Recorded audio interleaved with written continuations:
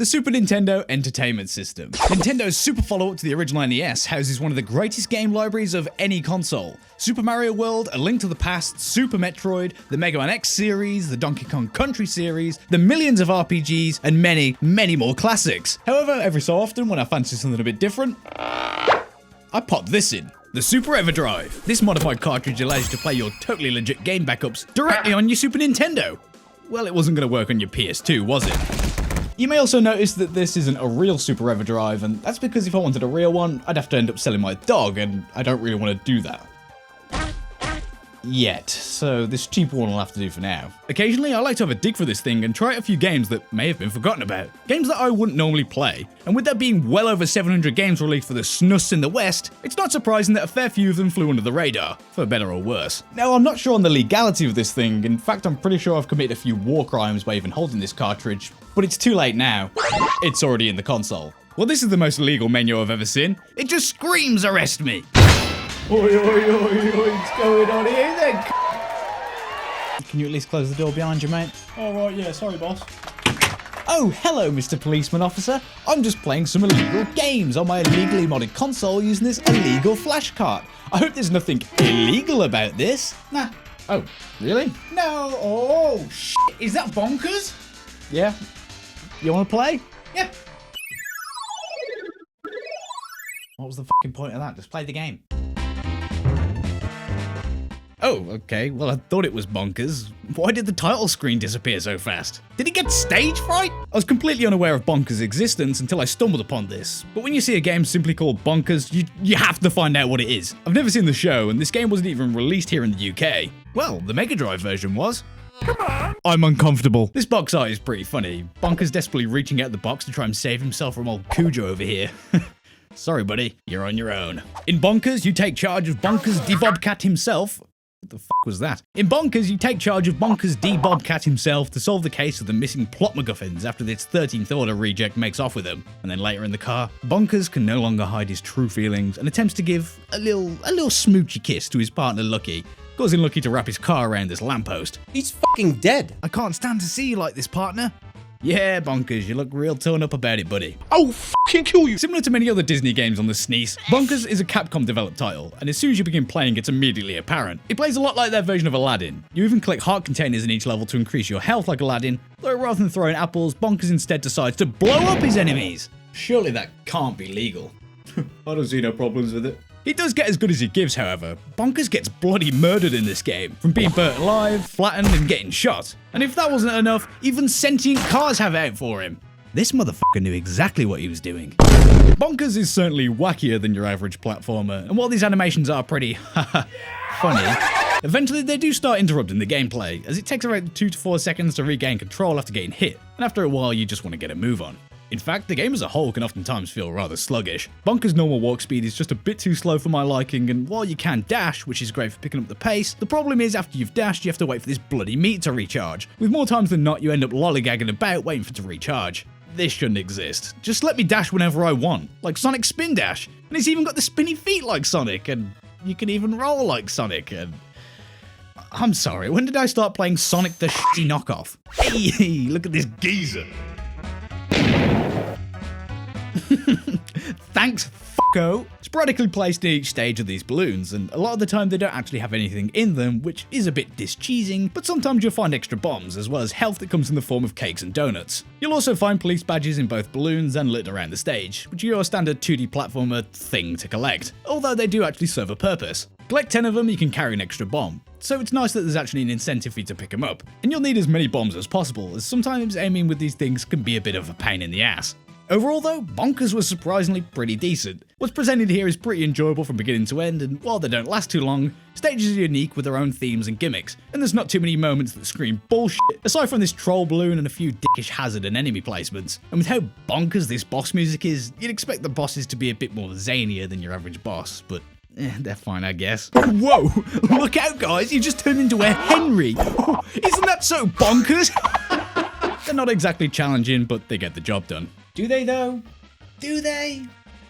I don't think they do. Shut up! I recognise this boss music, but I just can't put my finger on what it's from. No. No, that's impossible.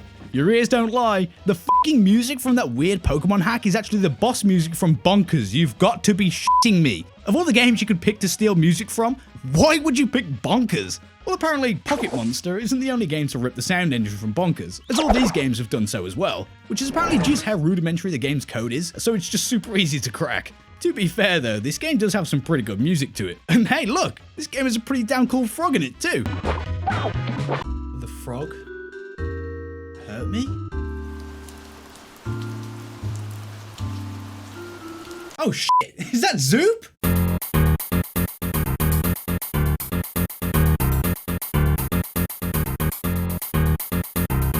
With a name like Zoop, I wasn't exactly sure what to expect going into this, but to my surprise, Zoop is actually a puzzle game, and a pretty good puzzle game at that. The best way to describe Zoop is that it's a game where you control a Dorito that's playing 4 different match 3 games simultaneously. While that doesn't sound too enthralling, Zoop can actually be incredibly fun and addictive, and also pretty bloody stressful. You see our little Dorito here is quite happy in his little square all by himself, and preferably would like to keep it that way, but god damn it, these funny globules are trying to get in! Again? So naturally, you want to keep them as far away as possible, as if they get into the square, you can get rid of them by zooping into them with your little Dorito, and if you're the same colour as the blob you've zooped, you'll eliminate it from the board. However, if you're a different colour, you'll switch colours with the blob you unsuccessfully zooped. But you can use this to your advantage by switching blobs to a different colour on purpose to get a stack of the same colour, allowing you to zoop all of them at once to get a better score. Mission accomplished. Good work. Now let's be honest, this gameplay looks fucking boring. But don't let that fool you, as by level 3 you can be zooping all over the place with how frantic it can get. And by stage 9, Make it stop! Make it stop! adding on top of all that stress is the game's soundtrack. Well, I mean, during the early stages, it's a bit more laid back and actually quite relaxing.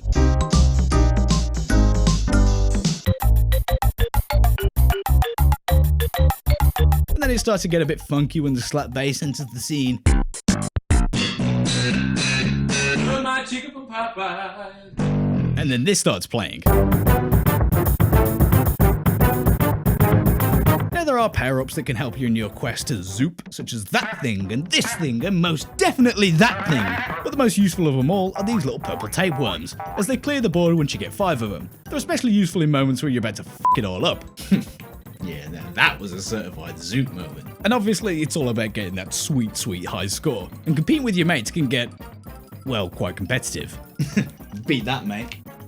Alright, give us a go.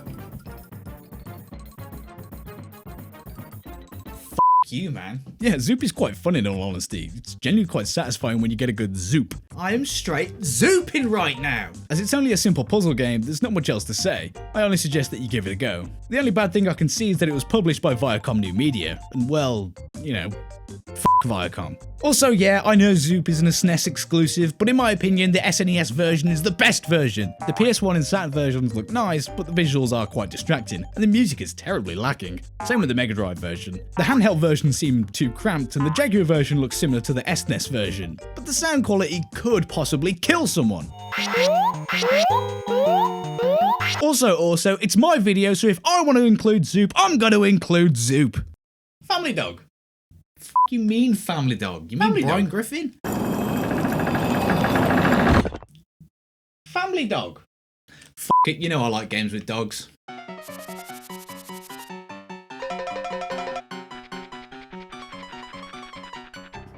Well, this is Family Dog.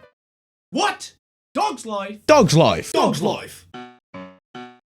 Whoa, okay. Firstly, no thanks. I'm perfectly happy sitting right here. Secondly, what in the f*** is that actual hobgoblin? The dog looks just as horrified as I am. The game has just begun. I already sense there may be some problems. Alright, so I've been playing this game for, what, 2 seconds? And already there's a ball ominously bouncing towards me. I barked at it and it exploded. I've also murdered the cat. Yeah, I feel like that too, little buddy. The dog kind of reminds me of my canine unit. Oh, yeah? Whereabouts is it? It's just out in the car out front. You should probably go attend to that. Nah, she'll be alright. Get the f*** out my house. Man, this game's, yeah, it's not good. Control is an absolute nightmare. The jump feels about as fluid as concrete, and the dog has so much weight to him, but if you hold down the run button, he takes off like, Well, like a dog that's just on a line of coke. Your only form of attack is this weak-ass bark that takes forever to kill anything. And when there's a constant barrage of things trying to kill you, this don't cut it. And holy man, this music is genuinely atrocious. This is a game you accidentally play. You don't play this shit on purpose. You gotta launch Sonic Mania on your Switch and realize, oops, I accidentally launched Family Dog again. After this gremlin chases down the longest hallway in existence, he suddenly has a change of heart and wants to play fetch. You think that's bad? Remember the time I was in Family Dog? Okay, why is it whenever I play a silly little game about a dog, it always ends up with me being in some dirty old murder dungeon? And why am I immediately being attacked by an off-screen enemy? Oh my god, what the fuck? Oh, it says pause when you pause the game. Aw. Oh, great, and I got a game over. Continue? Yeah, no. Yeah, I don't want to play this game no more. I'll be honest, this one was bad. Really bad. Not even like a funny way, it just straight up sucked. I looked up the ending and it looked like the level designers just gave up. And the game only lasts like 15 minutes. I didn't actually know until I was researching this game that Family Dog was actually a TV show, which was originally a short from the series Amazing Stories. The short being created by Brad Bird. You can see some of the sprites were ripped straight from the short. It does make you wonder why of all animated shows, Family Dog was the one chosen to get a video game adaptation. My theory is due to the show being produced by Steven Spielberg and Tim Burton. Yes, really. Family Dog was set to be the next Simpsons, and thus THQ wanted to cash in on this. However, the show flopped harder than a dying fish. I have no idea why, but it may be due to the main family, the Binsfords, being completely fucking awful. The main dog's pretty cute though. I genuinely feel bad for the little guy. At least he went on to have a prosperous little life as Frankenweenie. On the topic of shitty games, Frantic Flea. Christ, I gotta be honest with you. Frantic Flea, quite frankly, sucks. Which is a real shame because it's clear that Haus Technica put their very heart and soul into this game. At least that's what I gathered from this pitifully short Wikipedia page. Well, actually, no, they're mainly talking about the game's art style. They wanted it to look like a 50s Warner Brothers cartoon, and to the game's credit, they did do a pretty good job in making the game look like a playable cartoon. That doesn't mean I like it, however. This whole ass game looks so uninspired, which isn't helped by the terribly uninteresting, lackluster and convoluted level design. Like, where am I supposed to go here? Thanks, game! Attempting to traverse these levels can be quite fun, if you're also the type of person who enjoys ripping out their own fingernails. While you have a dash akin to Bonkers, you'll often end up running headfirst into whatever the hell that thing is. Or if you try to get to, say, the platform above you, this can happen. Ah, yes, thank you, you mouldy old butt plug. These trampolines in the second level can sod off too. Half the time when you've got enough height to move on to the next one, you'll lose all your vertical momentum and plummet back to the ground, and you're left staring at the screen wondering why you even decided to play a game called Frantic Flea in the first place, and when your life went wrong. It was probably here. X epic shaky time. Oh right, yeah, I should probably explain what you're supposed to be doing in this game. Frantic Flea is one of those games where you have to collect a number of things, in this case fleas, in order to unlock the exit to the level, or as they're more commonly known as, shitty games. Except in this game, even the simple act of collecting the fleas can be a massive ball ache. These little sprint and jump all over the place, making them really bloody frustrating to track down. And once you do manage to get a hold of them, you won't have them for very long, as in a matter of seconds, an enemy will spring up on you from nowhere and cause you to lose them all. And also somehow enemies can just straight up steal fleas from you. Thankfully you can fight back against them. Oh yeah, great! Thanks, Frantic F***. Alright, yep, I'm done. I've had enough. Why would I even want to save these sodding fleas? They don't even want to live themselves!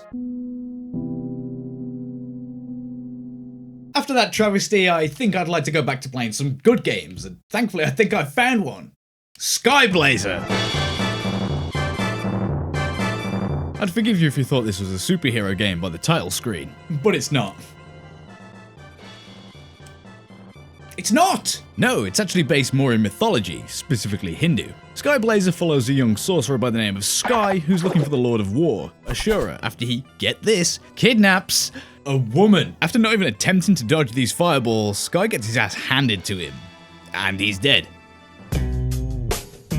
Lucky for him though, he's quickly rescued by Old Man, who informs Sky he must become stronger in order to destroy Ashura, to which Sky responds, no shit, and leaves. Of all the games I've played thus far, this was the first one that while I was playing it, I said to myself, wow, this is an actual video game. It plays a lot like Mega Man X. Sky will unlock a new magic ability after each boss fight, and it's even got these sodding disappearing blocks. Also, like Mega Man X, the game begins with a small intro stage, which I quite like as it allows you to get accustomed to the way the character handles and become familiar with their moveset before getting into the thick of it. And overall, Sky handles relatively well. He's responsive to your button inputs, he's got a decently high jump, and rather than being able to wall jump, Sky can climb walls instead, which I already love as it adds so much more platforming variety. He can sometimes get stuck to them a little too easily though, which can sometimes lead to some unfair deaths. His basic attack's range is a little short, but this jump kick absolutely wrecks enemies. And you've also got access to your first magic ability, the Large banana, which Sky will launch across the screen, killing most enemies instantly. While the first act of this game is pretty straightforward, I was pleasantly surprised to see that the second act is fairly non-linear, allowing you to take on whichever fortress you want in whichever order, depending on what abilities you want to prioritize getting first. Unfortunately, as far as abilities go, I really only ever use the first three you learn, the large banana, Comet Flash, and the Heal. First off, I love the Comet Flash, as it's also used for maneuvering throughout stages such as the Great Tower, and I've loved to have seen more levels and abilities incorporate this kind of movement, as it makes the stages so much more engaging and enjoyable to play through. And the Heal is a heal. That's always useful. But the rest of the abilities you unlock are incredibly underwhelming. Take Warrior Force for example, the move being advertised on the bloody box. Sky goes full Super Saiyan, but it only lasts for like 5 seconds, so it's not particularly worth using. Oh, and you can't even do any damage! And to make it even worse, you don't even get these baller as f*** shades either. lame, Unfortunately, the abilities aren't the only underwhelming thing either, as most of the bosses are a bit shit. lame, They all have incredibly easy to learn patterns and are rather easy to take down. The second boss that grows in size each time you hit it made me chuckle, as it eventually just spins in place, as well as the wall with a face that tries to squish you against the edges of the screen. But each time you hit that boss, it feels like you've just been flashbanged, so I took away its eyes. This boss is just Appleton. It even vomits apples at you. And even this pissed off Spyro poses no threat. Just slap his balls a couple times and he explodes. It's exactly what it sounds like. And you know, it's a real shame that Skyblazer decides to stop being an actual video game by the end point, tossing a half-baked boss rush at you, facing off against a shitty final boss and an even shittier final boss. So while the bosses themselves are kinda lame, the process of actually getting to them is thankfully far more enjoyable. Each level has a unique theme and they all offer their own brand of challenge. I particularly enjoyed this one where you traverse this sand pit by climbing and jumping off these falling platforms. And while it can be a bit of a pain to traverse, this one where you're floating through different air currents is actually a really solid idea. And not only are there the standard 2D platforming stages, Sky can also take to the air in these admittedly naff flying stages. There's also the Mode 7 flying stages where you can grind a bunch of extra lives. You don't even have to complete them. I fell to my death and the game still carried on as if I'd passed. I see that you avoided getting lost in flight. Mate, I literally just fell through your roof 3 seconds ago, you wrinkly old git. Oh yeah, by the way, these stages control about as well as a deranged pigeon. Sky ends up zooping around the screen way too fast to control properly, so you end up just circling in place like an idiot trying to collect these gems. Now, Skyblazer isn't exactly hard, but you're going to need a few extra lives in your back pocket, as unfortunately this game has some unbelievably crappy hit detection. It's wank. While the jump kick attack wrecks enemies, in turn it can also wreck you as it leaves you completely open to attack. As you can see here, I clearly kicked this dog straight in the testicles. but my stupidly large hitbox was just a bit too close to the recoiling mutt and somehow I took damage. In this case, even killing me due to them dealing 3 damage to me? How was that fair? If it worked more like the insta-shield in Sonic 3 by extending your attack range while also protecting you, I'd have absolutely no issues with it. I have bitched and moaned a lot about this game, but I swear it's with love. There's plenty of great things about Skyblazer, but to go with that, there's plenty of not so great things as well. Which is a real shame. I feel a lot of these issues could have been rectified in a potential sequel, but I won't be talking about this game now if it's sold well enough to even be considered for a sequel. Ah well, perhaps someday I'll be able to add this game to my collection. Never mind! This next one's called Mohawk and Headphone Jack. You can tell this one has aged so gracefully because both of those things no longer exist.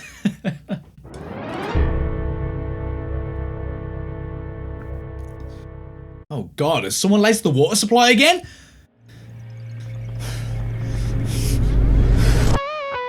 Holy shit, put some fucking pants on, dude!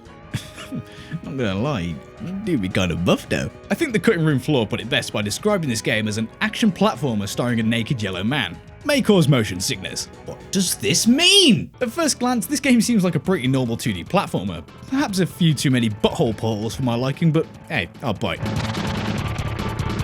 Oh yeah!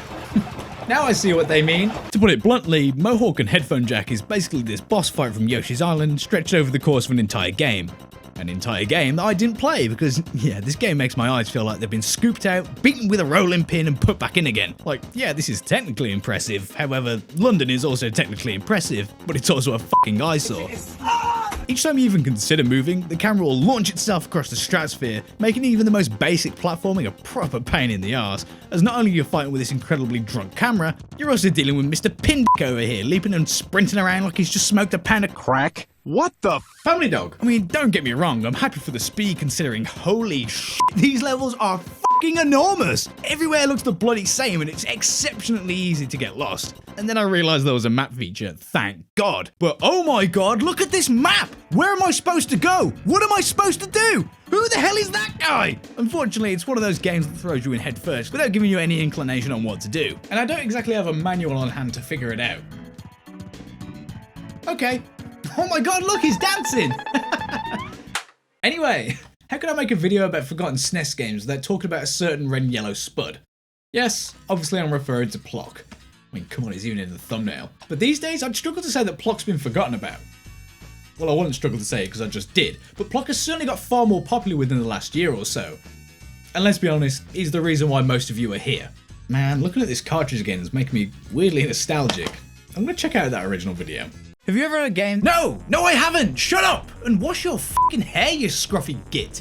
Man, this video hasn't aged all too well, has it? My god, I sound like I'm falling asleep during the whole thing. As this is a 90s SNES platformer, I must confess, I haven't actually played Plok to the end since making that original video, but I'm happy to report that Plok is still a fun little game about a funny, angry little man, and I still enjoyed most of my time with it. It's as charming as ever, and yes, it's still seeping from the cartridge. I certainly didn't forget the absurd challenge this game presents, however. You know, it's always kind of funny when I see people play Plok for the first time, absolutely smashing the first 2 levels, and then getting a game over on level 3 due to the steep difficulty curve. And now more than ever, I completely understand Plok's pure hatred for these bloody fleas. This time, however, I wasn't a total pillock and actually remembered to use the lost amulet in my hornets a lot more effectively. Most of the time. Oh, twat off, you bee! I forgot how long some of these stages can last too. Some of them feel like they last a lifetime, especially Creepy Crag. And thanks to this rogue flea, I ended up spending an extra 4 minutes in Dreamy Cove, which I could have used for something infinitely more productive. Oh, I'd only waste them anyway. Also, Creepy Forest is still a total drag, and yes, I do still hate it. However, I need to give a gigantic apology to Go Home Cavern. In my original video, I made it seem like this level was the devil incarnate, when in actuality, it's really not. The stage itself, it's fine. It presents an interesting challenge and executes it decently well, and it's got great music accompanying it. But these absolute bellends are the worst! The shields, the way it's nigh on impossible to hit them from behind, the way they jump into the air when you eventually do hit them, the complete overabundance of them, and do they really have to spit all over me, the fucking filthy vermin? I won't lie, Plok can get rather exhausting to play. Once I've beaten the Penkinos, I want a break from it, but due to the lack of saves, at least on real hardware, this isn't possible. Further exacerbating this is having to trudge for the flea pit again. While I appreciate the attempt to add some more gameplay variety, these vehicles could have been incorporated far earlier into the game so they aren't just dropped onto the player by the time they get to the most dangerous part of the game. And how could I forget about these oh so lovely enemies? I hate them all. I thought the flea bats were the worst of the bunch, but I was completely wrong. It was this arsehole all along! You ain't even got a nice hat, mate. And honestly, it's not even that difficult. It's just so bloody tedious. But all that trouble and pain is all totally worth it once you see that face. That objectively perfect face. It makes it all worth it. Yeah, Plok is absolutely still worth a go, but don't be surprised if this game kicks your ass a few times when you first play. Just take your time and you'll be golden. Oh, and watch out for the fucking logs! So there we go, there's a handful of mostly forgotten SNES games that I managed to find. Sometimes it's worth giving something a go even if you don't know exactly what it is, because yeah, you may end up with a family dog or a frantic flea, but other times you may end up with a hidden gem like Skyblazer or Zoop. Perhaps another time I'll have to dig a little deeper and see what other treasures this cartridge has to offer. Hello. Oh, it's you! You're back!